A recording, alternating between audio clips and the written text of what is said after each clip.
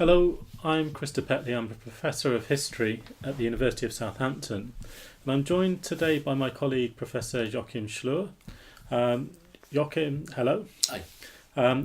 Joachim is a Professor of Modern Jewish, Non-Jewish Relations here at the University of Southampton, with a particular interest in migration to Palestine and migration to Israel.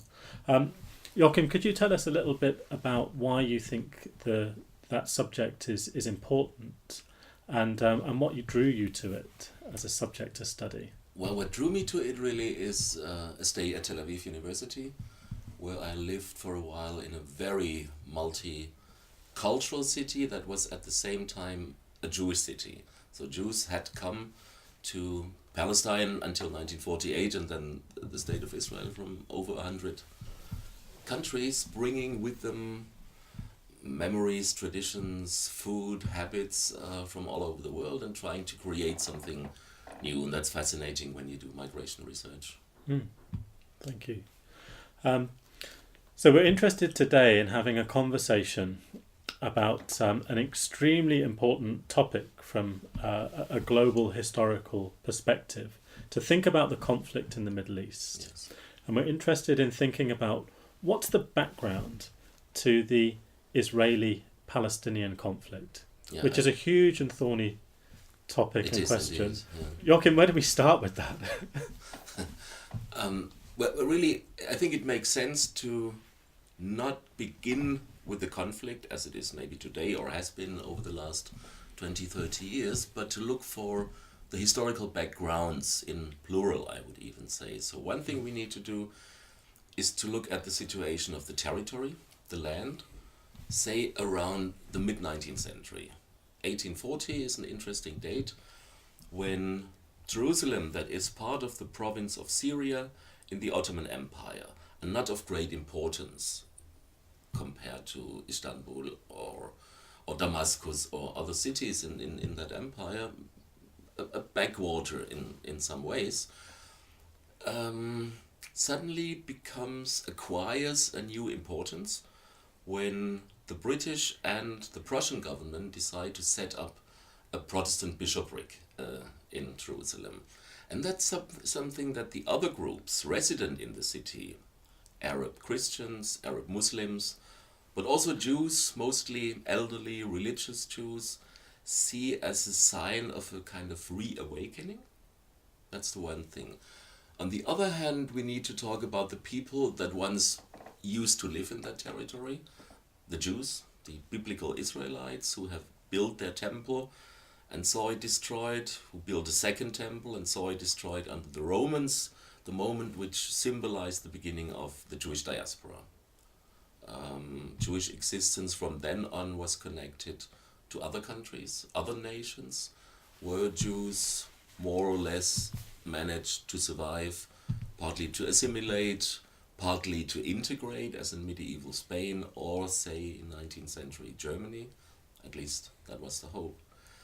And in the mid-19th century, some of these Jews who lived in Russia, in Poland, also in Germany partly, an intellectual elite who spoke Hebrew, who had a connection to the land, tried to reinvent this traditional longing for a return to the land of Israel that Jews have prayed for, that Jews have written poems about, but never really, with the exception of some travelers, never really made true for themselves.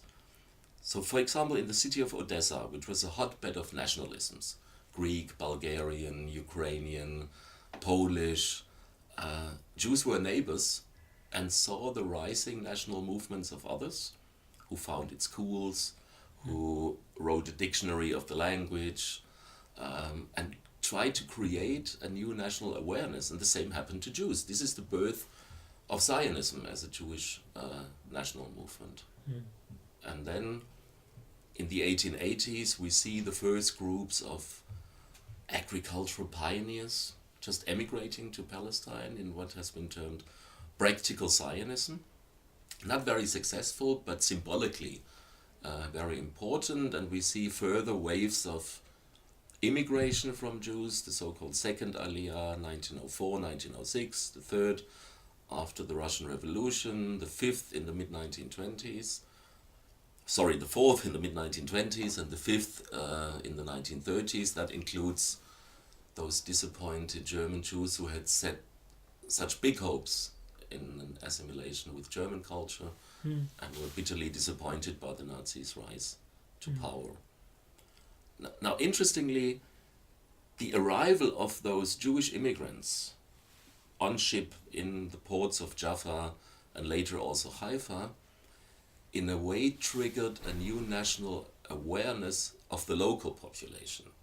So Jews brought, flags and newspapers in Hebrew and songs celebrating their arrival, and we can imagine the Arab population in Jaffa, in Jerusalem, that had just also begun to reinvent itself, to modernize, to break out of the walls of Jerusalem.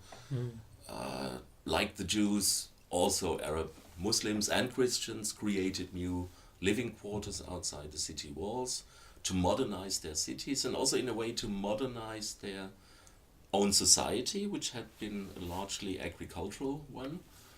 And they see all these Jews coming in and think, couldn't this be interesting for us as well, to have a Palestinian identity, a Palestinian Arab national anthem, football team, whatever belongs to the nation state. So we think often of this 19th century period as the age of nationalism. Yeah. And it seems to me that the picture that you're presenting us of in the Middle East is one of nationalisms that come out of that 19th century context of rising nationalisms, a Jewish nationalism and a local Arab Palestinian nationalism. Yeah, so one really comes out of Europe in a way, but also out of the disappointment of the Jewish minority with the so-called host societies. I think without anti-Semitism, without constant persecution and expulsion from Spain 1492 and from this country obviously even earlier, there wouldn't have been such a need for a Jewish nationalism. There was a lot of opposition. I mean, surely the big majority of Jews in Germany, in France, in Britain as well, who felt at home in these countries, thought that maybe Zionism would be a solution for those poor Jews of Eastern Europe, but surely not for themselves. Yeah. So there was a lot of opposition to the foundation of the Zionist movement, to the creation of the Zionist Congresses, to Zionism as a political movement that, led by Vienna-based journalist Theodor Herzl, tried to contact the leading powers of the time, all of whom, Britain, France, Germany, the Ottoman Empire, were of course interested in the region, in its economic progress, in its development, in new forms of traffic, railway building, resources, and so on, but also strategic geopolitical interest. Herzl not very successfully tried to approach those leaders and convince them of the idea that it should be possible for the Jews to develop the region and to develop the local population along, without asking them really if they wanted to be developed from Europe. But what worked, 13 years after Herzl's untimely death, he died in 1904 when he was only 44 years old, is of course, and this is where Britain comes in, the Balfour Declaration.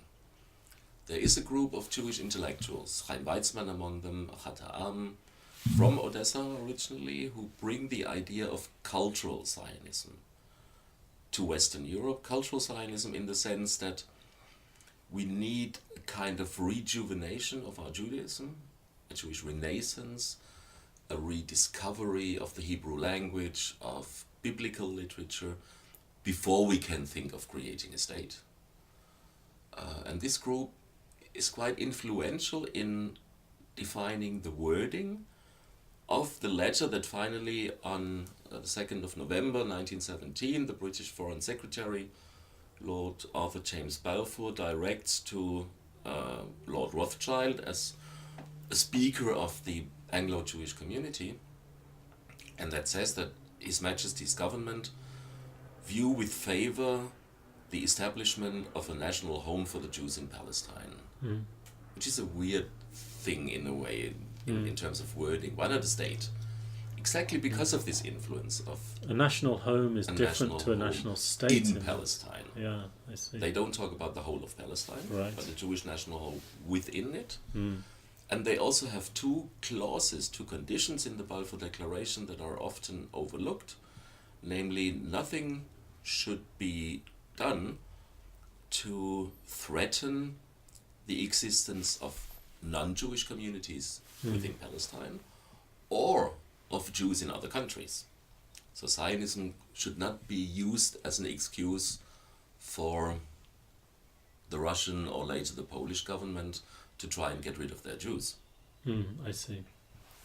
But also, obviously, this is where the Palestinian presence comes in. England or Britain is then in a way rewarded for its engagement in the region, for the existing contacts with Arab leaders, for the war effort, obviously. In the same year, 1917, General Allenby liberates or conquers Jerusalem, and there is a British presence, so that it makes sense that the League of Nations, after World War I, decides to ask Britain to act as a mandatory power in Palestine, to set up a government, to develop the country, and to somehow try and solve the tension between these two national aspirations. The Jewish one of a reconstitution of a Jewish state after more than 2,000 years, and the Palestinian,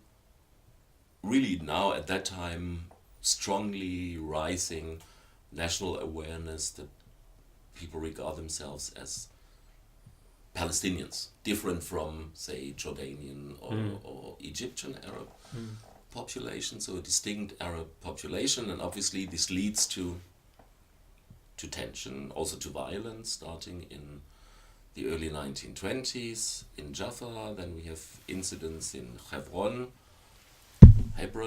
in 1929, and the outbreak of, call it civil war, in 1936.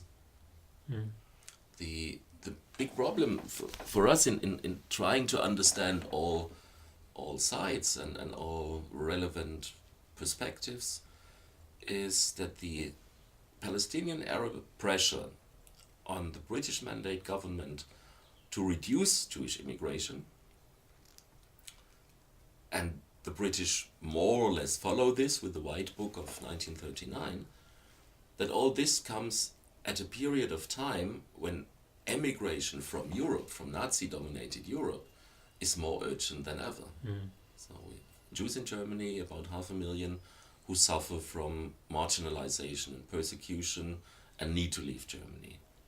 After September 1st, 1939, millions of Jews in Poland are threatened in their very existence by Germany, by the German Wehrmacht and SS and other institutions that follow with a clear intention to destroy Jewish life all over Europe. This has been made so very clear in November 1938 with the Kristallnacht, the burning of the synagogues in Germany.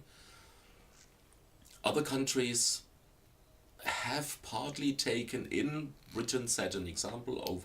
Overall, Britain took in about 70,000 German Jews. The United States took in a large number, but overall it was not possible to find refuge for this 500,000 of people, of Jews in Germany, so that at least... So how many ended up going to the Middle East to about 60,000, I would say. It's difficult to say because there's one part of so-called illegal immigration, but in the beginning, after 1933, it went quite orderly. You paid your German taxes, you packed your things, you made a list of all your belongings, you bought a ticket, you got a visa, either as a capitalist, which meant that you had to show that you owned 1,000 Palestinian pounds and would not be a burden to the administration, or to come with the Youth Aliyah, an organization where young people were trained in agriculture and would then participate in building up the land from a Jewish perspective in one of those agricultural settlements.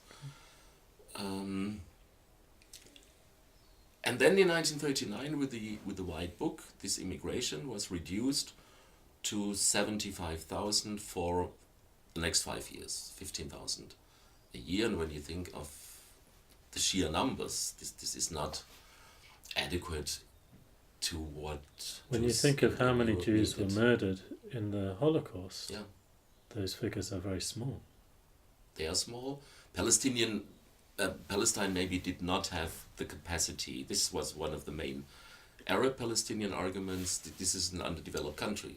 How can we take in so many Jews? But when you think how many people live there today, it has worked.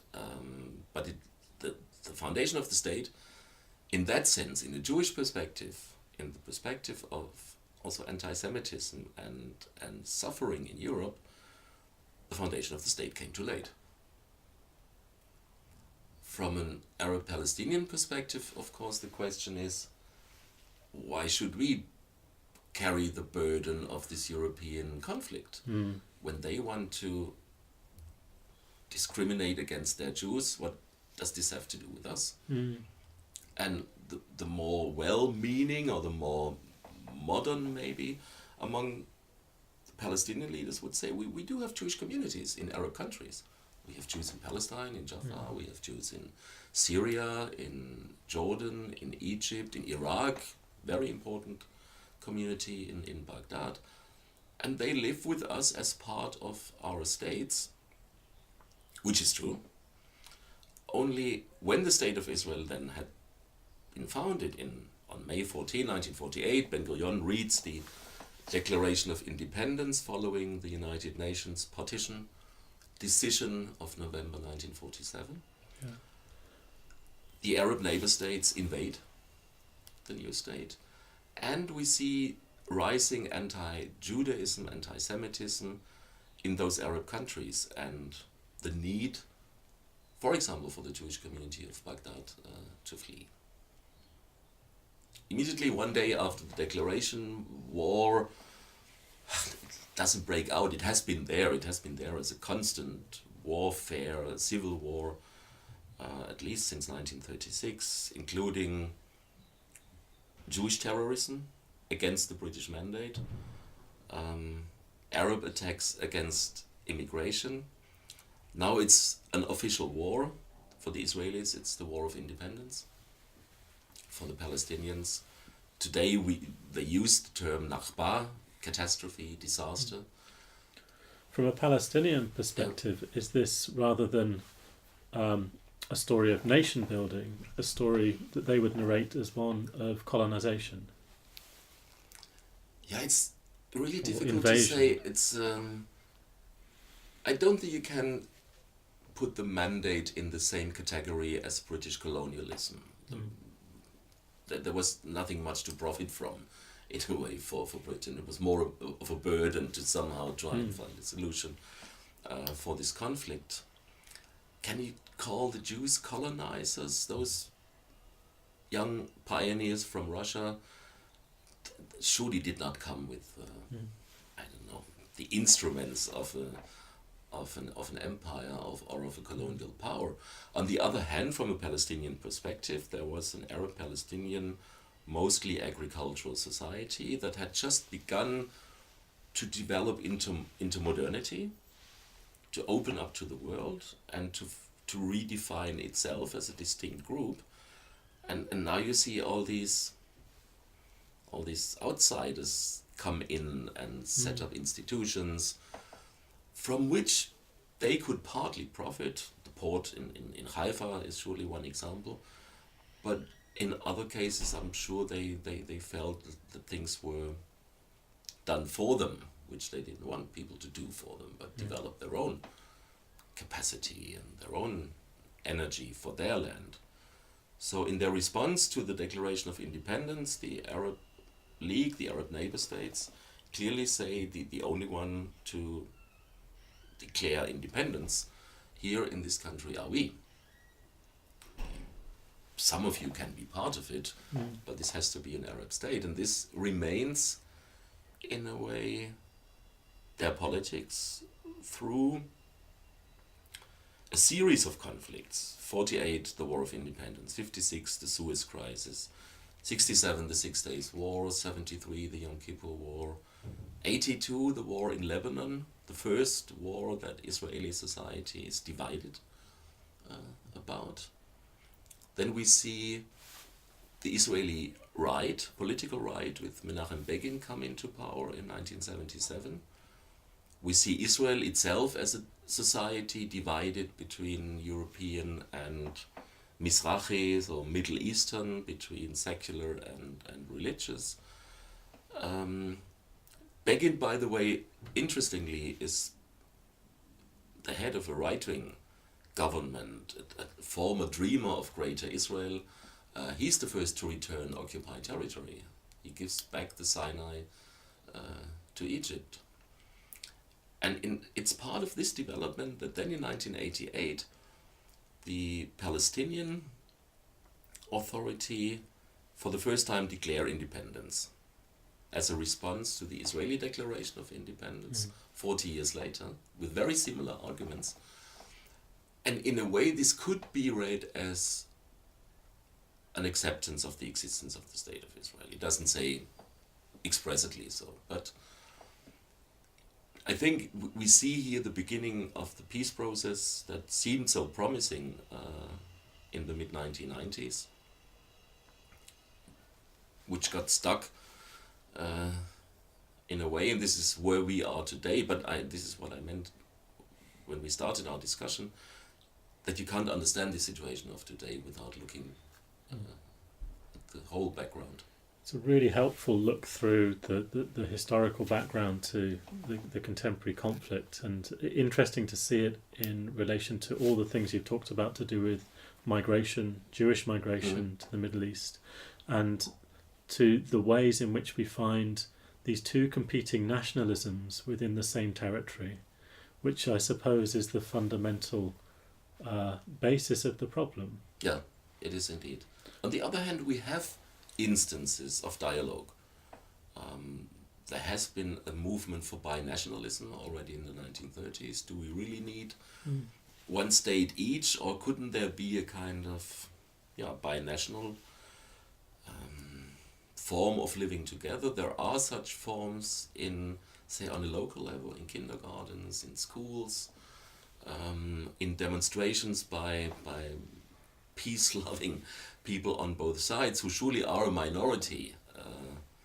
But I would still say they can live on the same territory in dialogue, and this is what they need to develop without maybe European or American intervention and advice, because in the meantime I think both groups have matured in a way. We're not 1917 anymore, we are 2019 even. This is the hope. On that theme, could we finish where we began with Jerusalem? You started off by talking about Jerusalem in 1840 and the creation of a bishopric in Jerusalem. Yeah. Jerusalem clearly is important to the Christians, but the two groups that we've been talking about are Jews and Muslims. Could you say a little bit more, perhaps, I know you've mentioned it, about the importance of Jerusalem to the Jews in Israel-Palestine, and also a little bit about the importance of Jerusalem to Palestinian Muslims? Mm-hmm. It is quite interesting that for both groups there is a kind of development where Jerusalem grows into the importance that it has today. But for the start, as I said, 1840, the Protestants are the first to awaken a new interest, to start building as well. Then European powers come in, the Germans build a hospital. So the city modernizes, but for Zionism, for example, it's, I would say, in the early years, less important than the agricultural settlements, because they symbolize the connection to the land that you want to build in order to own it. And Tel Aviv, the first all-Jewish city, the darling, the baby of Zionism, founded in 1909, the all-Jewish city, the city that speaks Hebrew, the city that celebrates its existence without looking back, and the city that's so clearly Jewish, whereas Jerusalem so clearly belongs, I don't know, to the world, to everybody, at least to all three monotheistic religions. It is a hotbed of violence, but it's, of course, at the same time, one of the most beautiful cities in the world. So, in the period between 1948 and 67, when Jerusalem, East Jerusalem, the old city, was under Jordanian rule, a time, by the way, when a Palestinian state could have easily been founded, Jerusalem grows in importance. Songs are written about why can't we go to the old city, why can't we go through Jerusalem to Jericho. And in the war 1967, when Israel conquers the old city, Jerusalem is the big symbol for this return. In a Palestinian context, interesting research has been done about the image of Jerusalem within Palestinian society, and that's interestingly not so much of a city in a modernizing process, but more in the context of a nostalgic, pastoral, agricultural scene where the Palestinian land worker is one with the land. This is something that travelers have described. Tel Aviv is an artificial product. Tel Aviv looks modern, looks European or American. The Arab village that fits into the landscape is the counter image to that. So both had their problems with Jerusalem. For Islam, obviously, it's one of the three central places for the religion after Mecca and Medina. But even there, it has developed, it has grown in importance. And that everybody wants to make politics with Jerusalem doesn't really help, of course.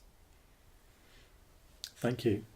It's a really fascinating and interesting, very quick bit of background to this extremely significant ongoing area of conflict. So thank you for your time. Thank you, Christian.